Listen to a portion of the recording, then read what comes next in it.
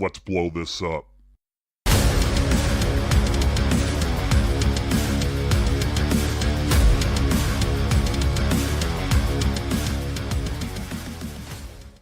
Look alive, Bomb Squad. It is Let's Blow This Up Live. I am your host, Jason Sircone. We are back for another installment. And for once, I'd like to start off without talking about a technical difficulty, but I just got an alert from StreamYard saying that there is an issue streaming this to Facebook right now. Don't know what's going on there. Hopefully, it will end up getting streamed to Facebook. Obviously, if you're trying to watch this on Facebook, you can't hear me. But hopefully this is something that gets rectified. It said that in the notification. They're going to keep trying. Hopefully you're watching on YouTube and LinkedIn. And if you are, welcome to the show. Got a great guest joining me tonight, a podcasting extraordinaire. He is one of the brain children behind the Empowered Podcasting Conference. He is the main brainchild behind Ironic Media, also the host of the podcasting morning chat, which takes place Monday through Friday at 7 a.m.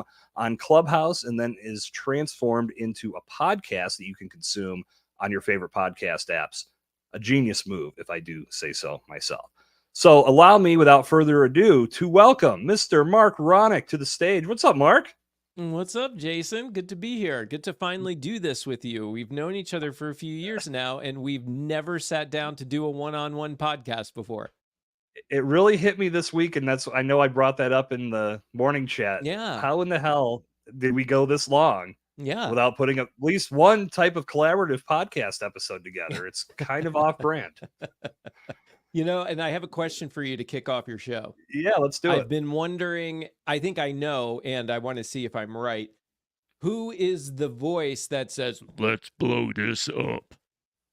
Who do you think it is? It's you. It's got to be you. Yeah, it's me. Okay, okay. Just wanted to make sure. I reached out to 15 celebrities. They were all dicks about it. So I just came back and just said, all right, I'll just muffle my own voice. Yeah, I like it. It's a good time. We're on a budget over here, brother. I got to do. I'm doing all this stuff. Shoestring or whatever you call it. Bootstrap. Yeah. No. It was funny because I was trying to. When you listen to the actual podcast itself, it's a very short theme, and that's something that I've been working on with my podcasting more lately, and is getting people to the value as quickly as possible. Mm-hmm. And I was sitting there typing out what I would want to say at the beginning for an intro. And I'm like halfway through, I'm like, wait a minute. This is unnecessary now. Mm-hmm. Quick intro. Let's just have a song and quick music. And we're getting people to why they showed up in about 15 to 20 seconds. I am with you, Jason. Yeah. I think that the intro is... It's something that we did and I say we because I've been doing this for like 20 years. And in the early years, yeah, we were just trying to mimic what other platforms, other mediums were doing, right? So you look at TV, even talk radio shows, there's usually this big fanfare introduction to a show. And so podcasting just adopted that. But when we're talking about digital media, you know this better than anybody. There is a very short attention span on the other side of the screen, right? The people watching. And so you got to just go to it. And it's one of my, it's such a challenge for me because, you've been a part of my podcast before. And in the mornings, I'm doing it live just like you. And I'm doing it on Clubhouse. And I need at like a few seconds just to set things up once we go live. Right. And so I do play a little bit of music. I play like 30 seconds or so of music, and it's painful for me because I'm sitting there saying like, if I were my own client, I'd be, yelling at myself like, you gotta change this up. It's not necessary. But I think it's, that's the difference between live and recorded. If you're doing a recorded podcast, just get right to the meat. It's the same reason why it drives me a little crazy when hosts are doing these super long guest intros. And they're just going on and on and on. And it's like, why don't we just talk to the person and tell me about the person through your questions? That'll work. A gentleman after my own heart. That's exactly that's what the guest is there for. They're there to tell stories. What better way to start off than by letting them tell their story? And my God, is this the perfect segue into hearing the story of Marc Ronick. Oh, okay. So before we jump into some of the big things we're going to talk about tonight, and for those watching who haven't dropped off yet because of the whole attention span thing, Mark and I have been friends for the last few years. We met at Podcast Movement 2021. That was my first live podcasting event. I know that was yours as well, Yep. Mark. Yep. And again, the fact that we haven't sat down to do this until tonight's funny, but it is what it is. Yeah. But I really want to dig deep into the podcasting world because I know that we share a lot of the same views. We get to talk about these in the morning chats. Just the last couple days, the items that have come up and been on the table have been extremely engaging. And I know what you brought up this morning. I was like, boy, at 7 a.m, this is lighting me up. I needed to hear this because it's something that I'm very passionate about in regards to patience when it comes to podcasting. And overall, not just, it transcends podcasting. It's everything. Last night when I had Wiley McGraw on, we were talking about the world expecting instantaneous results and wanting everything to fall in their lap just because they pressed record or just because they said they were going to do something and they put some minimal to slightly more than minimal effort forth. There needs to be a completely new paradigm shift in this space. I know you're leading it. You're doing a conference for it. We're going to talk about that tonight. I'm doing it with just the mindset that I'm trying to bring to new podcasters and seasoned podcasters as well, rethinking how they're doing this and utilizing this medium. Lots to tackle. Yeah. But let's hear about you, Mark. Tell the Bomb Squad your story and how you have excelled in the podcast space and what podcasting means to you. Man, that's a big ass question, Jason. I know we're leading out strong, brother. I told you. Yeah. Oh, I'll try to. I'm really actually working on making it as succinct as possible because when you're talking about a 20-year career, there's a lot of highlights, a lot of lowlights as well. So I'll say I got started because of a passion for fantasy football. I love fantasy football. Been playing that longer than I've been podcasting, and I was an avid fan. I'm still a fan. I won my last 2 leagues, by the way, this past year. Wow, I missed the playoffs in every one of my leagues. Worst year ever. Oh yeah. Talk about two opposite ends of the spectrum. Oh, worst year ever. God, terrible. I couldn't believe it how well it worked out for me. Oh, I don't know if you can see it. I'll show you in a little bit. I have a championship belt from my fantasy. That's what we do in our leagues too. Yeah, to my league and my buddy's league, we have belts. That's the only way to roll. It's fascinating. I love it. So I had this passion for fantasy football, and back then there were podcasts, but there weren't a ton out there. And I was looking for information to get that edge in fantasy football. And I found a few podcasts and I enjoyed them. And I kept saying to myself, I could totally do that. And I know the things they're saying. Why can't I do this? And I have this passion already at that time for radio. I was a fan of talk radio since I was at least in high school. And so I found somebody on a message board in a fantasy football forum and said, I want to do this. And he's like, cool, I want to do something like that too. And we started a podcast. We actually I knew a local radio guy, sports guy, asked him if he wanted to do it. He said, sure. And we just made a go of it and did that for a handful of years and bounced around doing some on our own. Then we were hired to do it. There was a lot of that. And then I got hired as a contractor to work for the company Blog Talk Radio. I remember that. Yeah. Yeah. They were like the first live streaming audio platform that was out there. And they brought me in because I had this idea, let's create a channel of 24 hours a day streaming fantasy sports talk. And they bought it. They thought it was a great idea. I built it up. I mean, we had literally millions of people throughout the day listening to all the different content. It had 8 hours a day of streaming live content, and then we did replays in the in the night hours and the early hours of the morning. And it was super successful. And what ended up happening though is kind of like to your point where there's people don't always want to put in all the work. I kept pushing them, let's start promoting this more, let's start making this real, let's make this a thing. And they didn't want to invest money, they didn't want to invest any more time. And then SiriusXM came around and they started the fantasy sports radio. and they took like half of the hosts with them that we had on Blog Talk Radio. So that didn't last that much longer after a couple of years. And I went back into the quote unquote corporate world for a little while, still was doing my own thing with fantasy sports, but I'll just jump ahead. I told you earlier I was a big fan of talk radio, and my local radio show in the morning, I was such a fan, and I ended up interning for them in college. And then this radio show left the radio station, started a podcast. And I was in between jobs. I wasn't podcasting. And I decided I'd reach out, be like, hey, I know what I'm doing here. I've done this for a little while now. We know each other. Why don't you bring me in? Let's see what we can do. And they did. They ended up hiring me as a producer and a business manager. And I did that for a long time. Now that gave me the experience with the really big kind of podcasts. I mean, this was now probably like 10 years ago, and they were getting like 20,000 downloads a day. They did a Monday through Friday show, and 20,000 downloads a day. So I really got a lot of good experience learning things about, like, sponsors and how to handle sponsors. And at that time, sponsors didn't know a lot about podcasting either. So I got a lot of good experience out of that. I started my own podcast, kind of a spin-off of their show with my best friend, and that took off. Not quite like this one did, but that one took off, and I did that one for 8 years or so and had a lot of success with that.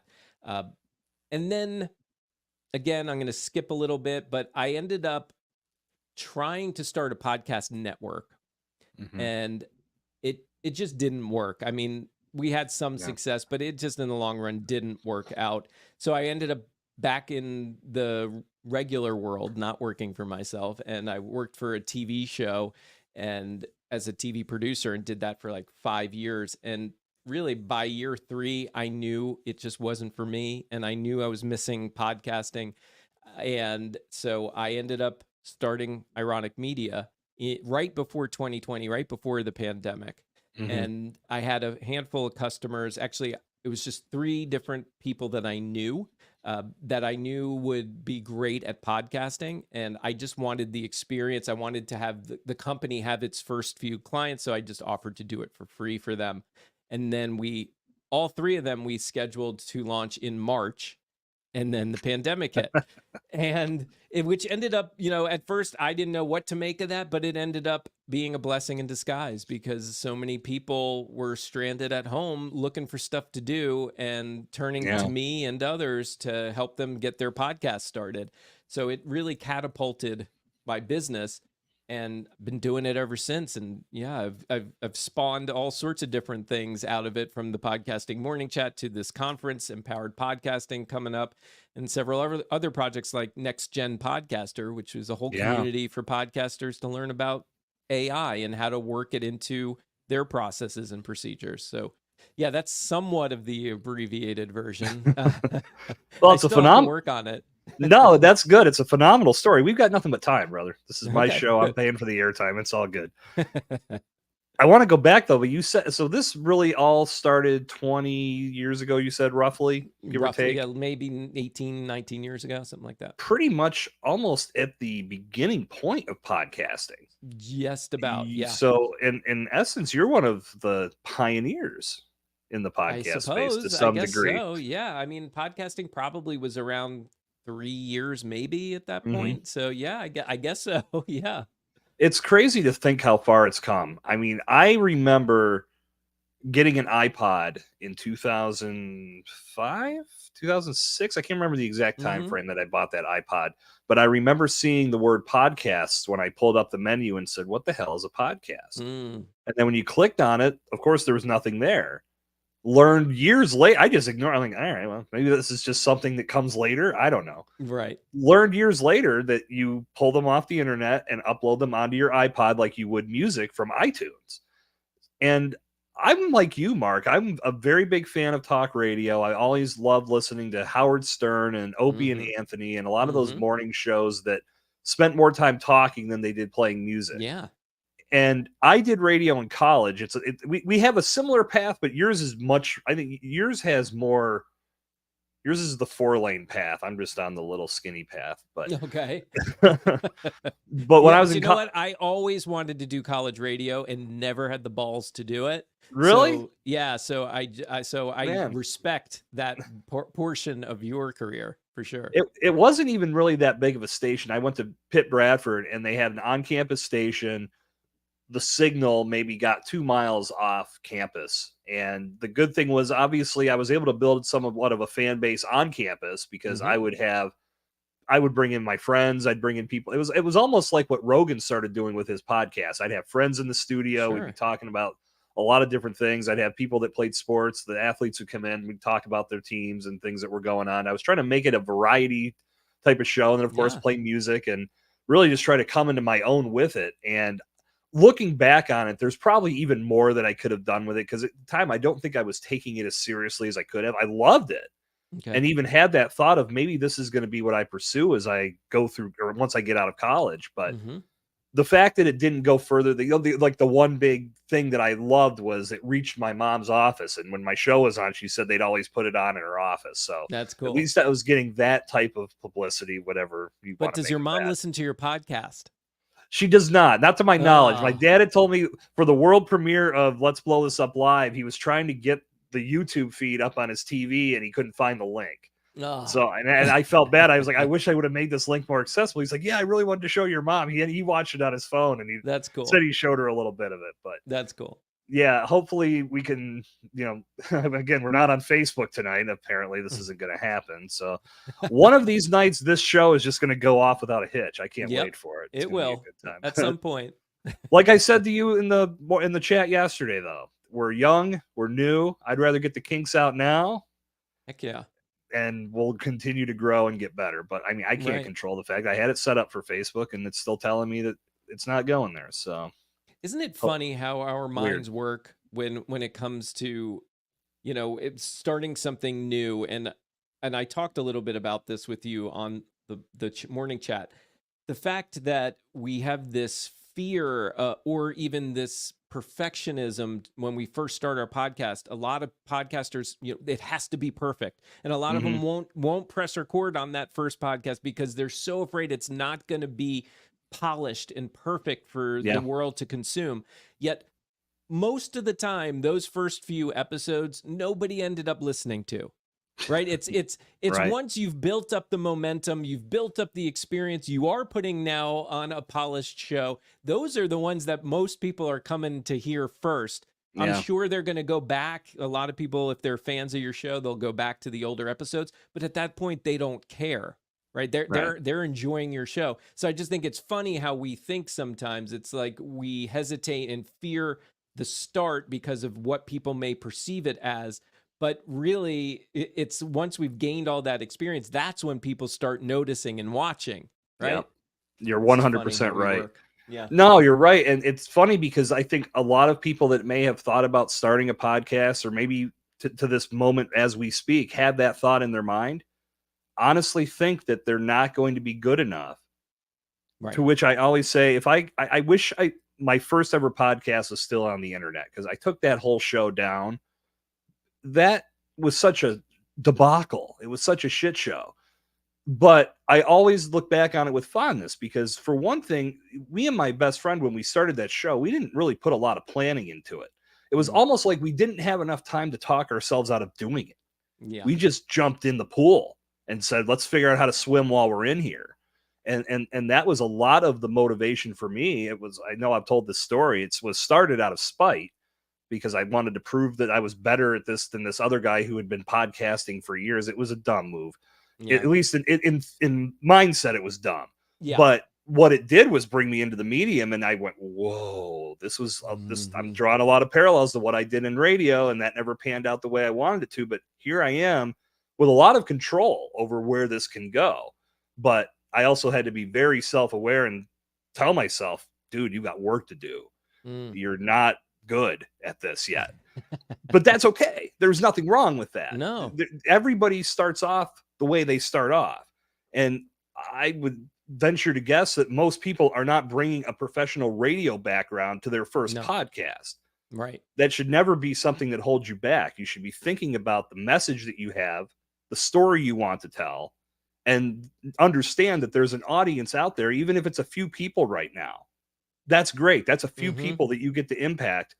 Everybody that's made it to the top level of whatever they're doing started by talking to a few people first, and they grew from there. And if that's what's holding you back, you've got to knock that barrier down immediately.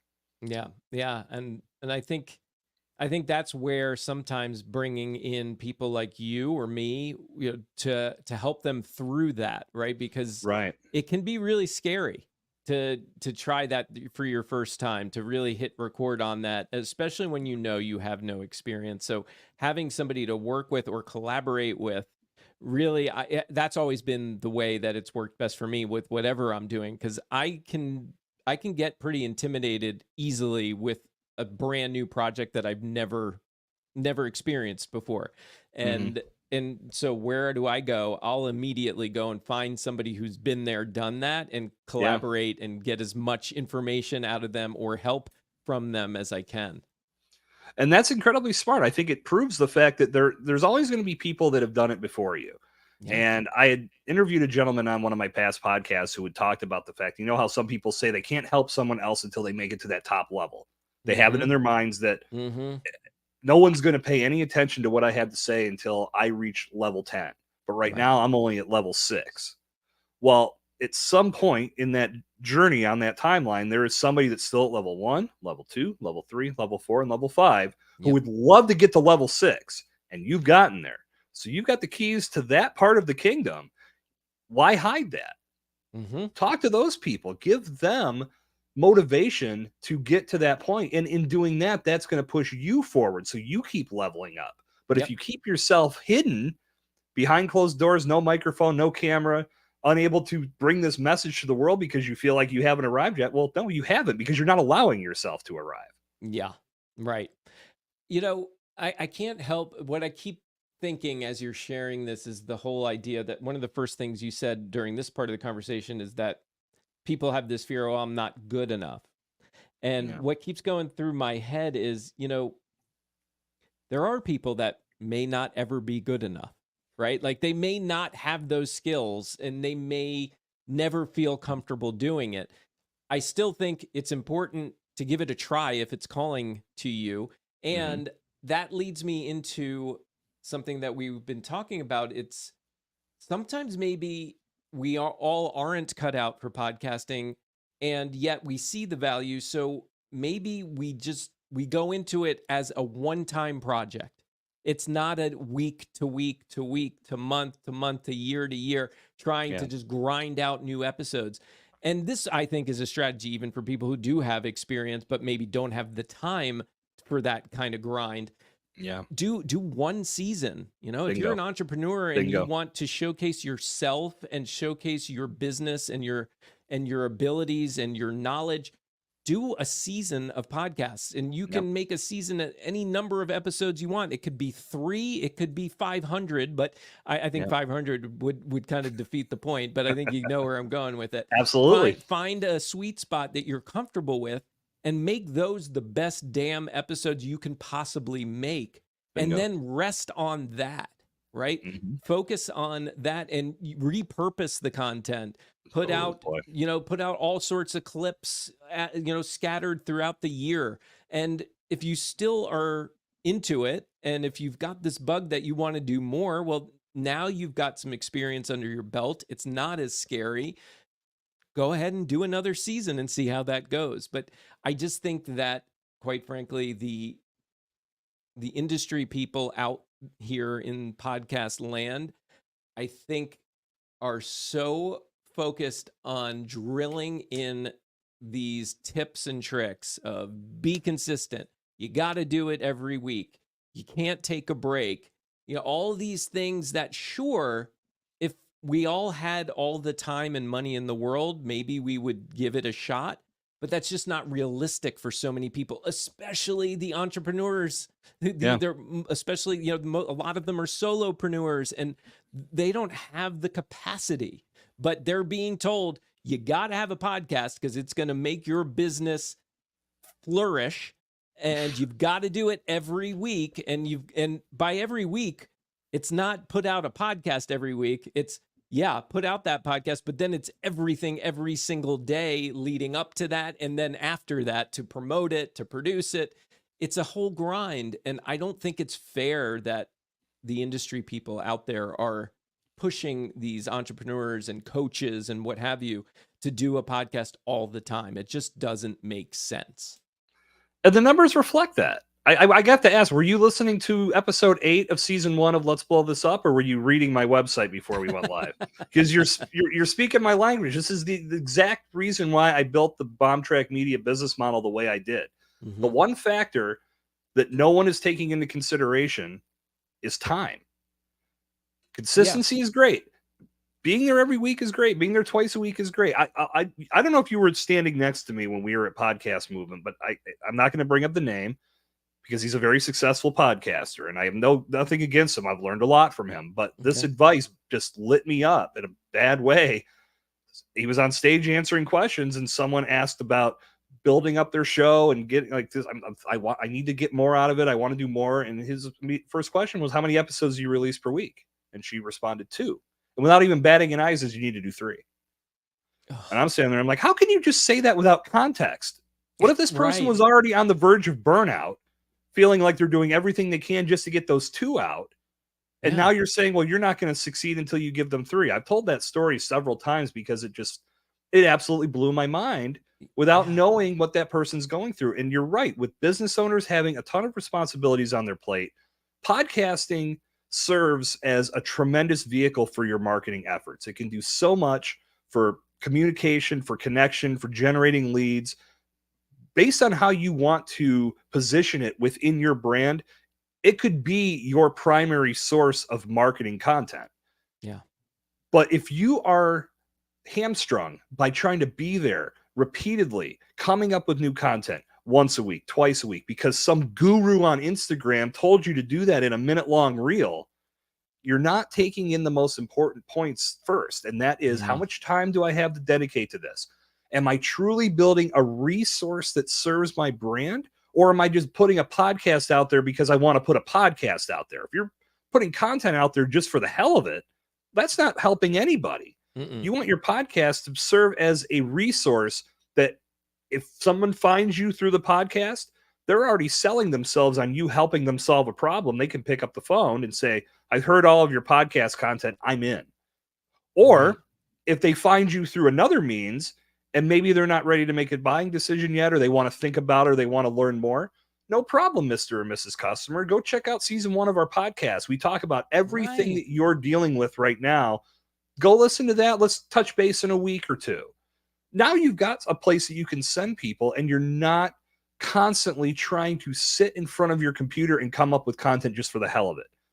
It's decisive. It's got a purpose, and it eliminates that burnout. Like I said, the numbers reflect everything you said and everything I've said.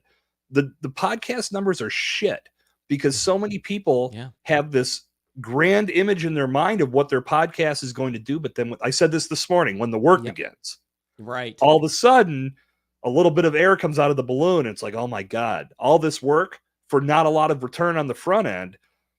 I don't know if this is for me. And then they bail and only get a few episodes out there that really had no direction. It was just, let's dip our toe and see what happens. And I think both of us are here to say you could dive into that pool full bore and you could make so much of it if you think about the right things first. I know that's anybody I talk to, that's the first discussion we have. What is your why? How much time do you have to dedicate to this project? Do you think seasons make more sense? And if you don't, I'm going to tell you why they do, especially if you've never done this. Getting started with seasons is the best way to learn how to do podcasting, get some familiarity on the mic and the camera. After you do your first season, you may say, I'm in. This is great. You know how easy it is to make a transition to a weekly podcast from a season? You just go on and say, hey, we're going to go weekly now. You just transition to a weekly podcast. That's it. That's all it takes. There's so much value in it, but I think it goes to what you were bringing up this morning, and that's what I want to talk about next. It's this need for, or this belief of going into it that the world is going to change when episode 1 goes live, and all of a sudden money is just flowing into our bank accounts. If that's how it worked, I guarantee you everybody in the freaking world would have already started a podcast. Right. Well, and it feels like sometimes everybody in the world has started a podcast. So Very I true. think maybe that's the deception of it all, right? It's like, well, all these people are doing it. It must be working. And you know, like you said, you look at the numbers. I question whether or not ugly. it's working. And, you know, something you said about whomever it was on stage, you'll have to tell me off air, at Podcast Movement, that whole, no, you got to do 3. It's like, no, how about instead you got to do 1? And why don't you focus on putting quality and putting time into that 1 instead? I bet you that would make the difference, right? It's not, don't put out more shit. Right. Right. Put out better shit. Yeah, put out better shit. Yeah, exactly. No, No, I'm sorry. Go ahead. No, I was actually going to say I forgot actually the question or where you transitioned us. So I was going to ask you to.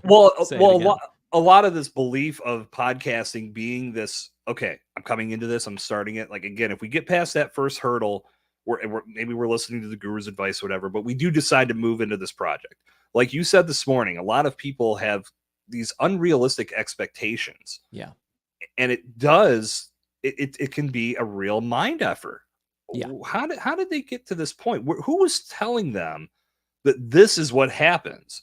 I know that anybody I've ever spoken to, I'm trying to paint a realistic picture of this is what lies ahead in regards to work. Here's how someone like me could help you on the back end of it to take a little bit of that effort off of your plate and do some of the heavy lifting. But we're in a marathon here. We're not in a sprint. This is not something that can grow overnight. I like the seasonal approach because there are some opportunities for short-term wins in that when you repurpose your content, you're checking off a lot of those boxes that you need to do anyway if you're trying to position your brand for authority, for discoverability, for that organic visibility on Google. All of that can be drawn from your podcast content. And in that, there's some short-term victories in addition to having that resource in place. But from your experience and just from your overall observations in this space, where do you feel that mindset is beginning and what can we do to eradicate the hell out of it? Yeah, look, I'm sure some of it comes directly from the quote unquote experts out there. I think a lot of it is, I think what happens is sometimes people listen to what the experts are saying and write their own conclusions. They say, okay, well, this expert was just on Instagram saying that I have to post 3 episodes a week to be successful. And the thing is that everybody's definition of successful is different, right? So I might hear that and think, well, my definition of successful is I'm going to have 10,000 downloads, right? And so then when it doesn't happen, I'm like, what the F, right? Yeah. So I think that's part of it. And then I also think that some podcasters just do it to themselves. They go in believing, okay, I get it. Yes, Mark, you're right. I'm sure this is going to be a slow burn. I'm going to follow your lead. I'll be patient. And they are patient for a short period of time, but then they get antsy because they're not seeing a huge increase in numbers. They're not seeing, you know, after 2 months, it going from 50 downloads to 250 downloads. And so then they start to get frustrated. It really does. I think it starts with this desire to be validated for the work that we're doing. And the way that we're interpreting validation is more people. But that's only a small piece of a way to be validated. The vanity metric part of podcasting, much like the likes and the retweets and all the things we see on social media. This is where people are feeling that validation comes from, is the more downloads you get, the better off you are and the more successful you are. And I could go on a rant about download metrics, which I've done many times, but I'll spare everybody in the Bomb Squad that rant tonight.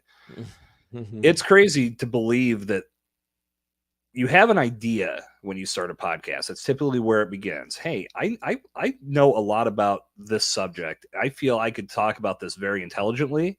I feel I can make some connections and have good conversations about this. to me, that's where podcasting lies. Like the value of podcasting lies in that idea and how you can remain passionate about it by following through with building something special. That Yeah. has to be the idea from the start, is you are going to bring a new slant, a new perspective on a subject that no one else has done. Yeah, there may be a lot of people talking about it, but they haven't talked about it like you're going to talk about it. Mm-hmm. And then when someone else starts a podcast in the space, they're going to talk about it differently as well.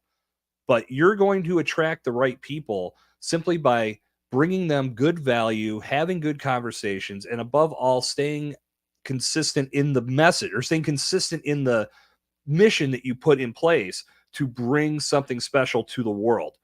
You don't have to do that every week. Mm-hmm. Contrary to popular belief, that's where the season format comes into play and can be such a value add to anybody, especially businesses. Like we said before, entrepreneurs and professionals that are responsible for a lot of things in their day-to-day, podcasting ends up getting shoehorned in. Yeah. And many times will fall down the priority list to the point where it may not get done. And then all of a sudden it's, oh my God, we haven't done a podcast in a month. Well, by then your audience has probably already went on to somebody that is showing up for them. So you have to paint those clear expectations. But if you come into it with a mindset that says, oh my God, I'm going to blow up the world in 2 episodes. Perfect example. I'll tell you a perfect story. I don't think you were in this, Mark, but this is back. I know you and you alone, you're still the one person that I cite that is using Clubhouse well. I know there are probably some other people. I know. That I've heard one of your episodes where you guys were kind of bashing Clubhouse, and I well, was that like, was, it was the premiere. No, and I stood up for you because you guys use it so well in that morning chat. And again, turning it into a podcast, again, genius move. Thank you. But I was in a Clubhouse room back when Clubhouse was first becoming this big thing. Social audio is the next big thing. And that was all during COVID when we were believing a lot of bullshit. Yes. But I remember being in a room on a panel, and I was one of 4 panelists, and people were asking questions. And this kid came on stage, quote unquote, and said, well, I just released my 3rd episode. I'm ready to monetize. I'm ready to go here. What do I need to do? And he was all confident. And so I'm sitting there like, oh my God.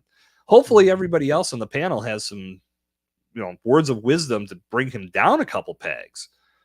No, the other 3 were like, oh yeah, great, man. Do this and this and this. I'm like, holy shit, is this terrible advice? Well, then they get to me and they're like, Jason, would you like to add anything? I'm like, oh yeah, I would. And I told him, I said, listen, buddy, I don't know you. I've never listened to your podcast, but I guarantee you're not in any position to monetize with advertising. If that's what you're thinking, oh yeah, I want to run ads. I'm like, you probably don't have the audience to do that yet.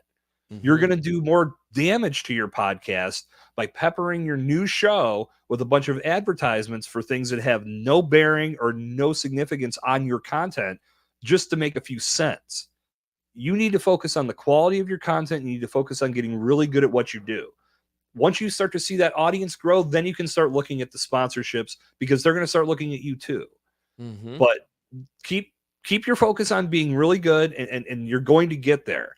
I said, the only thing that you could think about right now is maybe find a couple affiliate partnerships that could go along with your content. But if you're thinking about strictly advertising, I don't care what the other 3 in front of me said, don't do it. And then I didn't get a lot of love for the rest of the day from those people in the panel, but I didn't care. I'm like, this is just another person that's getting painted a horrible picture about the success is going to come immediately. 3 episodes in, you're telling this kid he can grow a huge advertising campaign and get paid well. Like, that's just not realistic. Yeah. Well, and to the point that you made, especially if you don't really know the success of the podcast, right? Like you can't, 3 episodes in, I think you made a safe assumption, and who knows what this guy is doing. And just to give him blanket advice like that isn't doing anybody any good. So I think that those types of scenarios are the ones that feed people the wrong idea. And I think I think where this comes down to is really making it clear. I think the word podcast has several different definitions, right? There's a definition where it is done for entertainment purposes, or it's done, and when I say entertainment, it could be the host, it's doing it because it's entertaining them, right? Or they're doing it for a potential audience. That's Yeah. one. And then when you're looking at it from a business perspective, it's not a numbers game. Sure, it would be awesome to have 10,000, 20,000 downloads for every episode. It increases your odds for business and what have you. Mm-hmm. But if we look at it more like a networking opportunity, right? If I were to tell you, Jason, that once a week there's a networking group going on, and there's going to be like 100, 150 people there every week listening to you, Mm-hmm. you'd probably be like, I'm all in. I'll do that, right? But then when it's a podcast, because you can't necessarily see the people on the other side, you think you're talking to nobody. And then you go and you look at the numbers and you're like, oh, only 100 people? I mean, podcasts, I know that people are getting tens of thousands. Why aren't I? But it's because you're playing a different game. You're not playing the traditional podcast game. You're not there just to try to get as many listeners as you can so that you can then get all the advertisers. That's absolutely a strategy, but it's not a strategy for a business, especially a small business or an entrepreneur. The strategy is, if you can get yourself 100, 200, several hundred listeners, you're in great shape because you've got a captured audience. And, I learned this expression from a mutual friend, from our friend Travis Brown. Mm-hmm. We were talking a long time ago, and one of the things he was sharing is, so many people out there look at your podcast for a second like a party, right? You're hosting a party, and you get 50 people coming into that party, and they're all in there mingling, and people are coming up to you, Jason, this is such a great party. I'm really enjoying this. And the whole time you're just like, yeah, okay. And you're looking over their shoulder to see who the next group is that's coming in, because you want more people, and you're ignoring all the people that are in the room that are there, captured attention. Exactly. And you can try to get their business. You can try to make connections, collaboration. There's so many opportunities that people are ignoring because they're so focused on that vanity metric. Mm-hmm. No, I agree with that 100%. If you're not looking at the people that have arrived and speaking to them directly and understanding that even if there's only 50, that's 50 people that have proven that they're digging your message. They like what you have to say. They are more likely to turn to one person in their circle and say, I've been listening to Marc's podcast, learning about X, Y, and Z. I know you've been wanting to learn about that too. You should check out this podcast. If all 50 of those people do that, now you've all of a sudden got 100 people, and maybe now all 100 turn to another person, then you've got 200. So it's all about exponential growth, but you're never going to get there if you're constantly looking past the people that have already arrived. Mm-hmm. And it's a fool's errand to sit there looking out the window, wondering when the next 100,000 people are going to show up, because no one can control that. The only thing that you can control is continuing to build something special, putting together something that people are going to want to consume. As you said, business owners have a completely different monetization angle that sometimes they forget. They have a product, service, book, course, whatever their products are. The podcast serves as the vehicle that gets a potential customer from learning about that product, building trust in them as the resource that can help them, then ultimately making that purchase. That's the monetization right there. You don't have to worry about dumping a bunch of ads into your podcast.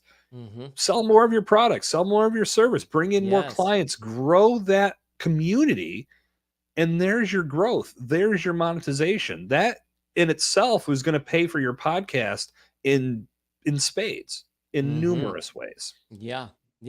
I just wrote down something here so I wouldn't forget. I just did an interview last week. I had a guest on my show, and Heather Parody is her name. And she was, one of the things that she got into with me was this whole idea of creating content that you want, that you like, that you enjoy talking about. And I'm pointing this out because, again, I mean, we're back to the guru thing again, because the gurus are always telling you what your audience wants and to cater to that. And yes, I am with you. There are some things you do want to try to do to keep their attention, to, especially, those hooks and things like that. I get it that there are some strategies involved if you want to try to get more ears and eyes on you. But the truth is that the gurus aren't saying enough of is that if you are focusing on content that you love, then those are the successful creators, the ones that are creating the content that they don't care what their audience is going to think, and they're just making this because this is their passion. They're the successful ones. They're getting the millions of views on their content. And Heather is a great example of that. Like she's proven it from both sides. She's put in the time to try to get people, to do all the tricks and things, and it fell flat. And then when she's doing stuff that she loves and is passionate about, she had videos going 10 million views on YouTube. Yeah. So I think there also needs to be a shift that people understand, do the stuff that you like creating, and then worry later about the little tips and tricks that might make it better or might enhance it to get more eyeballs or ears on it. I agree with that advice 100%. And to tell you, and you can tell Heather, or if she happens to be watching, it works because I learned about Heather through your podcast interview with her, and now I'm following her as well. And I've been looking at her content, and she's tremendous. The clips you were sharing, I'm like, wow, this girl's got some great advice. Yeah. So I went and found her and started to follow her too. Yeah, she's killing it. Yeah. But it's legacy, right? It's all about something that I try to keep it front of mind, but admittedly, I haven't thought about this in a while, but it's something now that you bring this up, it's making me remember the legacy. The internet's written in ink, as they say. Unless you pull this content down, it's going to live on. And when you're on your deathbed, are you going to be happy about the content that you've left behind that people can enjoy? And this is something that our generation and beyond gets to experience. We're creating this stuff that can, I think back, like, I wish my grandfather would have had a podcast. I could have learned so much of all these great stories that he used to tell when I was a kid. Oh man. My uncle that I used to talk football that passed early. All these things and all these experiences, if they would have been captured in podcast form, I could relive them. But now there's the people you talk to, you build relationships with, your family that tunes in and enjoys what you're doing. They can live, this all lives on, and they can turn to that and remember great times. Yeah. If you're listening to some guru's advice and trying to follow them and point at the bubbles and do some dancing and whatever the fuck they're saying to do today to trick the algorithm into thinking you're important, is that making you happy? If it is, then do it. But if it's not, you've got to recalibrate, and you've got to think about what you're putting out into the world. And for businesses and brands that use podcasting, I guarantee you that you are passionate about what you do, or else you wouldn't do it. Yeah. So talking about it on a podcast is nothing more than projecting that message and that love and passion for what you do to a broader audience, and ultimately creating something that's going to live on and give people something to turn to and to learn more, build trust, and grow a fandom in you. There's a lot of power in doing that. 100%. And you mentioned the algorithm. I actually have the secret to beating the algorithm. Any algorithm, really. Bring it. Yeah, here, I'll even give you. Do you hear it? Is it coming through? My timpani? Yeah, I got that. Okay. I'm getting it. Yeah, it's subtle, but I get it. For effect, that was very good. I got to get me a sound effect machine for this show. The way to beat the algorithm, make good content. Make exciting content, make engaging content, make content that you love, and make content that your audience loves. That will beat the algorithm. And that's really not a joke. That will beat the algorithm every time, because if you're making engaging content, if it's exciting, if your audience is consuming it, the algorithm's going to reward you for that.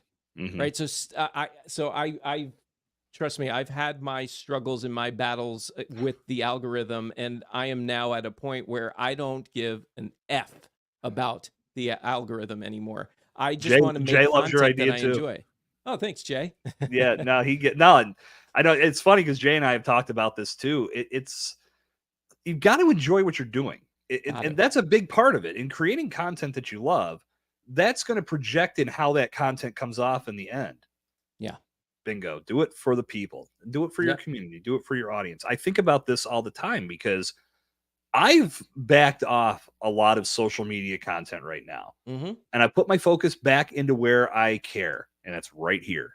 Mm-hmm. Now, these run on social media platforms, so there's slight irony there, but at the same time, it's not every day trying to come up with a new reel, trying to come up with the next big idea. How am I going to put something out there that might go viral today? I said, to hell with all of that. I love making these connections, having these conversations with people, networking, building relationships, bringing people into this circle, hopefully projecting a message that more people want to watch on a weekly basis. I'm going to start doing this daily on YouTube to start building up that platform. I love that.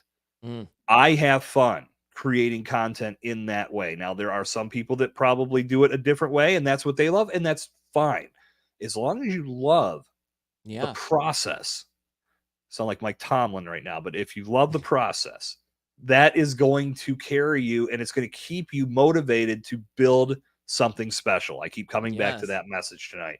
That is what is going to keep this working for you, and it's going to eradicate that pod fade. It's going to keep you engaged in the process because you love what you're doing. You're loving the journey. You're not just trying to get to a destination. Yeah. I mean, I learned that with my interview that I did with Heather last week. I loved the entire process of that interview, from asking her to come on the podcast. Literally, I loved that. I got a rush from reaching out and asking her to do it. And then from spending the time researching her and her story, and then sitting down for that interview, and then the post-production, working with my editors to make it exactly the way I wanted to make it. And then down to the promotion aspect of it, making social media clips was a breeze because this interview, everything about the interview I loved. So it was so easy to go through it and find clips and put them out there and not have to think twice about them. So I respect that, and I track with that. It, like I said, just recently, that was a reminder to me. That's where I want my focus to be. I want my focus. If I could do those interviews all the time and stop thinking about social media, I'm all in on that. And that's a shift that I intend on making. 1,000%. This is where it's at for me. I know, again, like you find what you love, and if you can embrace it and just commit to getting better at it, you're going to go far. And that could be podcasting, it could be social media content, it could be strictly making videos, whatever you decide to do, just embrace it and have fun with the journey. So I want to throw this out to the Bomb Squad that's watching live. Mark and I are going to wind down here in the next probably 15 minutes, but we're going to talk about the Empowered Podcasting Conference and a little bit about AI before we do that. If you're out in the viewing audience and you want to ask Mark a question or ask both of us a question, please add it in the comments on YouTube or LinkedIn. Since Facebook never did come to life tonight. Apologize for that. But as we get close to the end, Mark, let's do, I wanted to spend a little bit more time on this, but I think it took over the whole passion of building content, and that's completely fine. That's what I love about the environment of this show is that having this unscripted environment leads to great conversation, which agreed. I love the fact that you're able to join me to make that happen tonight. But I know that AI has become a very prevalent part of our world. And you and Nick Nelbach have leaned into this heavily for podcasters. And that's what spawned the idea for Next Gen Podcaster. Yeah. So tell us a little bit about this in regards to the most responsible ways to use it. So we're not just leaning into it 100% and letting a robot do all the work, but in your experience, how are you implementing it? And our friend Jay has a question as well about AI. Perfect timing with that question. Yeah. Dig in. Tell us a little bit about how you've been using AI to make podcasting easier for you. Yeah. And also I want to hit on that responsibility piece that you just asked me regarding how we use it, right? I mean, one way that I use it where I feel I'm using it ethically, I guess, for lack of a better word, is using tools that speed up some of the processes for me. So, for example, I am all in on this product called Minvo, which some people know similar products like Opus or Opus, right? CapCut or something like that. And they're all good. And Minvo, I particularly like because it does all of the automation stuff where it'll even go through my entire video and pull out the clips for me. But what I really love about it is then I have full control of those clips. I can add to them, I can remove stuff, I can, add B-roll, I can do all these things. Those are the types of tools that I really appreciate and love, the ones that are going to speed up the process, especially for the independent podcaster that's doing it all themselves. So those are the types of things that I think are a responsible way of using AI. And I am a huge ChatGPT fan. I know, before anybody cuts me off, I know there's Perplexity, I know there's Claude, I know there's Gemini, I know they all do great things, and I just continue to gravitate to ChatGPT. And I think there are lots of ways you can use it responsibly, and it's very easy to use it irresponsibly. So the best example that I tend to give is when it comes down to when you're creating a podcast and you got to write those show notes or write that episode summary. It's a great resource for that because you can feed it your transcript, right? This is the episode. Now summarize it. Give me all the details that I can pass along to my audience. That's great. And you can tell it, like what I normally do is for the podcasting morning chat, I give it the transcript, I tell it to write the show notes, and I am explicitly clear, write it as me, write it in my voice. And then I go on to say, and learn my voice through the transcript. See the words that I use, learn my vocabulary and my grammar and all that stuff, and then write it in that same voice. It spits it out. It does I would say it's about 80% of the way there. And that's where a lot of podcasters then just say, okay, I'm done. Copy paste and they're done. Copy paste and I'm done. I just don't feel good about doing it that way, especially now that we're all getting more and more comfortable and we're getting more and more clear when there's something AI written, right? If you remember when AI first came out, we had there was this big rush on those AI detectors that everybody thought would really figure it all out. But nowadays we don't need it anymore. We kind of can tell when something is written by AI with some of the ridiculous words it uses.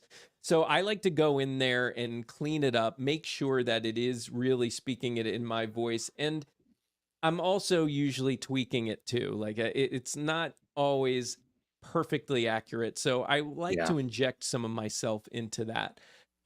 So there's lots of ways you can use it. And to Jay's question about how do you make use of AI as an assistant, I mean, one of the great things that I love about ChatGPT is you can create your own customized GPTs now. And I've got one that's a show notes writer. So I just pull up that specific one. I don't start from just a blank regular ChatGPT screen. I pull up my GPT show notes writer. And I've got stuff for writing hooks. Earlier, I mentioned how those hooks, that first line is so important. It helps me kind of find that and capture that perfect hook. Sometimes it's not great, but it gets me started, right? I'm trying to think of some other great ways to use it. I would highly recommend you get my business partner, Nick, who you mentioned, because Nick right now he's been experimenting.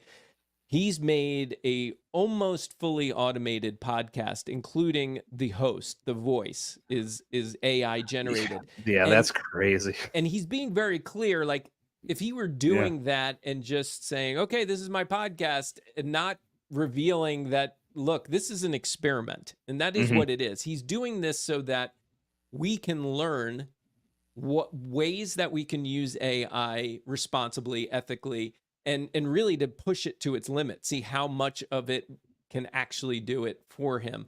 And like I said, he's probably got it at like 95%. He is literally from researching to compiling a script to publishing. I mean, he's figured out all these different areas of podcasting and how to use it with AI. So I would recommend getting Nick on here and Yeah, we're talking gonna about have through. yeah, we're gonna have to make that happen. I know I've got June booked, but I'm gonna have to get him one of the first spots in July because by then I'd imagine he's gonna be even Oh further into yeah. figure out Oh where this yeah. thing is at. So Yep. Yep. I could ask you this here too. Is Nick coming to the? He's gonna be at Empowered Oh yeah, Podcasting, yeah. right? Nick's going to be a Okay, cool, speaker, and he's also a coordinator. He's helped nice. me behind the scenes put this As thing together. Nick's another one of those guys that I've met and we've talked online so many times, never met in person. So this, Yeah, me neither. There's gonna be a bunch of people. You've never met Nick either. I've never met him in person. No shit. No. This will be the first time at the conference in June. There's a bunch of people that I'm going to be meeting for the first time. Yeah, me Simona, Matt, and Megan, who are joining me on the show next week.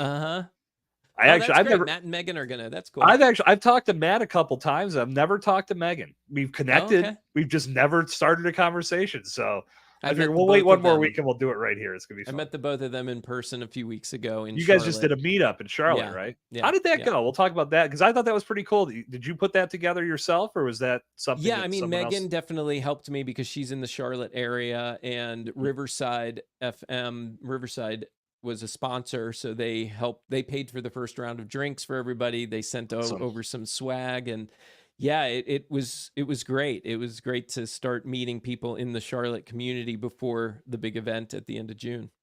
Awesome. Well, let's stay on the subject of Charlotte.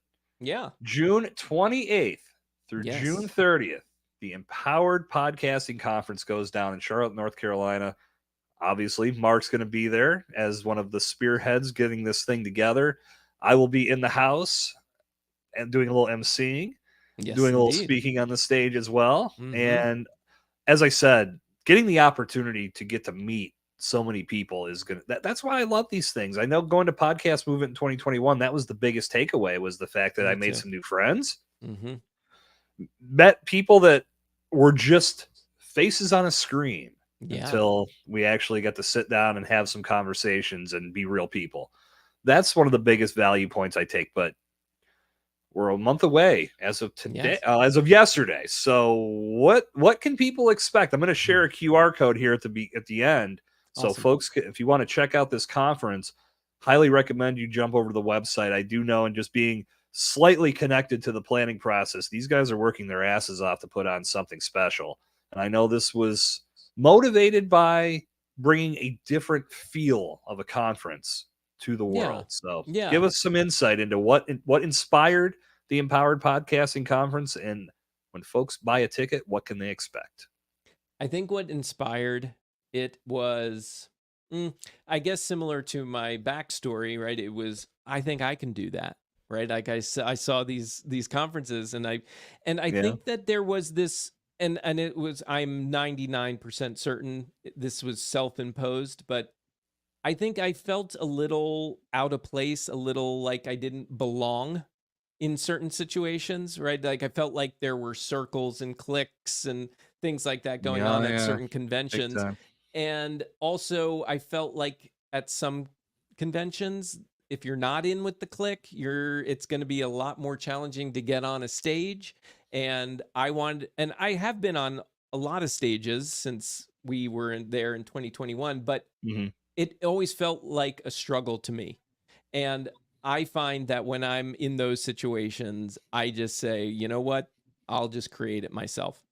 And there were a lot of great things that I have taken away from a lot of these conferences. And much like you said, a lot of it has to do with the networking and the collaboration that comes after and the amazing people that you meet. I feel like in podcasting, you have such a diverse group of people that have gone through so many different things in their lives, and now they're talking about it on their podcast. So you just get to meet the most interesting people. So those are, I'm pulling in aspects of a conference that I've seen work really well. And this one, I really wanted to cater it to the independent podcaster, right? These are kind of the people we've been talking about this entire hour, the people that are doing the grind, doing it mostly on their own and looking to grow. And it's also much to the point of what we've been saying today. The thing that was important to me was this not be a bunch of gurus on stage telling you what you're supposed to do, and instead make it more of a learning experience through people who have just been there, done that, right? Here's my success. Here's how I did X, Y, and Z. Here's my story. I'm telling it to you on a stage. I want it to be more, I can't think of the word right now. It's not camaraderie. I can't think, it's just left me, but I want to create these bonds between people, and where they feel safe and comfortable and they don't feel like they're being sold to. Right. So that was a big thing for me. And the other big thing for us was the idea of, yes, of course, we want sponsors. It helps fund the cause. It helps keep the costs down for the people coming. But we didn't want this to be sponsor centric. We didn't want that to be such a focus of the event, which I've seen at so many. And there are advantages to that, but it starts to feel a little bit salesy, and I just want people to be there and feel comfortable and feel like they're going to walk away empowered and walk away knowing what the next step is for them to get to where they want to be. So I found peers and experts, meaning people that have a lot of experience doing this and have found successes. And I think it's going to be a powerful and memorable experience for those people who attend. Well, I know I'm looking forward to it. I know we're going to have a great time. I was talking with Matt Shields about it today a little bit, and I know that there's going to be so much great information shared, and that's something that I feel when you get that many like-minded people together in a room, that so many ideas are going to be born from that. And I felt a little bit of that just from the first speakers call that was held, where everybody was already throwing ideas around and sharing different things. I was like, wow, this is going to be something special. This is going to be a lot of fun, and I think it's going to be a tremendous boon for an independent podcaster. And I would think even for the business side of podcasting, the folks that are looking to utilize this for business are probably going to learn some tips and strategies that if they're thinking, oh, well, if it's just for an independent podcaster, maybe it's not for me. I disagree. I think that it's, Do I hear road trip? Is that what Jay says? I'm driving, Jay. That's Jay. my plan. I already got the room booked and everything. I only got one bed, hilarious. So that's we'd have to figure out. Yeah, you'd have to figure something out, I think. Yeah, and you mentioned the speaker call that we had, and that was the first sign to me. Not that call, but the speakers was the first sign to me that we were on to something special, because we put out this call for speakers, and with nobody really knowing what the heck we were doing. Right. We just said, we're putting on this conference. It's the first one of its kind. And, gave a little bit of background, and we had over 100 people apply. And I'm telling you, the vast majority of them were all really good, like had really good presentations. It was a real challenge, and it was mind blowing. It told me, okay, there's a need for this. People want to be a part of something like this. So it gave me a lot of confidence moving forward. And then when we got signed sponsors like Spotify and Riverside and some other big names, I was like, okay, this thing is on, and this thing is legit. Jay, you can be the big spoon. I think that's Jay's another person who I've built a great friendship with and never met in person. I think you're taller. So I don't know. Is that a requirement? I'm trying to think. I guess spoon, I mean, I would think the bigger spoon would be the taller person, but I guess so. I'll have to think about that one. I mean, I guess there are probably ways to finagle it. I'm not really interested in finding out how that works with Jay. Not with Jay. No. But no, seriously, Jay, let's talk about it. We'll see how we can make that work. But I think actually I can even get you a promo code to give him a little bit more of a discount. Sweet. All right. If we can get Jay there. Yeah. Okay. Very cool. Well, we will definitely talk about that. So, Mark, I know this as a fact. We could keep going all night, but I think we've got to put a bow on this live stream of Let's Blow This Up Live. We've covered a lot of great ground tonight. highly encourage anybody that's viewing this live or catches the replay to check out the Empowered Podcasting Conference going down June 28th through 30th. Also, I would think if you already have it on your phone, you'd have to knock the dust off it. But if you don't, download the Clubhouse app and find the podcasting morning chat and come join us, because there's a lot of fun happening in that room every morning. A lot of value being shared. I've been trying to be more present, and it started this week. Yes, it did. But I want to keep building on that. As I told you, Thursdays are out, but I will try to be there the other 4 days of the week. But Mark, for our viewing audience and for everybody catching the replay, how do they connect with you and learn more value? Check out all the great value and content you're putting into the podcasting world and into the world in general. How do you want people to find you on the World Wide Web? Yeah, thank you. I think honestly the easiest thing would be to go. I don't want to give too many websites and too many things, because then nobody is going to get anything. So I'll say ironicmedia.com, because there you will find really access to everything that I'm up to, and that's IRONICK media.com. You'll find my social media stuff. You'll find stuff on Empowered Podcasting. And in case for some reason you don't find it, just go to empoweredpodcasting.com in order to register for your membership. But yeah, I'd say ironicmedia.com is your best bet to get in touch with me. I'm putting this graphic up one more time. So there is the QR code that will connect you to the Empowered Podcasting Conference. So if you're watching this on your phone right now, take a screenshot. And you can go to it later, because I know it's going to be real hard to scan a QR code from your phone if you're watching the show on a phone. Right. One of my favorite things about QR codes. But nevertheless, Mark, this has been fun. Long time coming. I'm glad we could finally make this happen.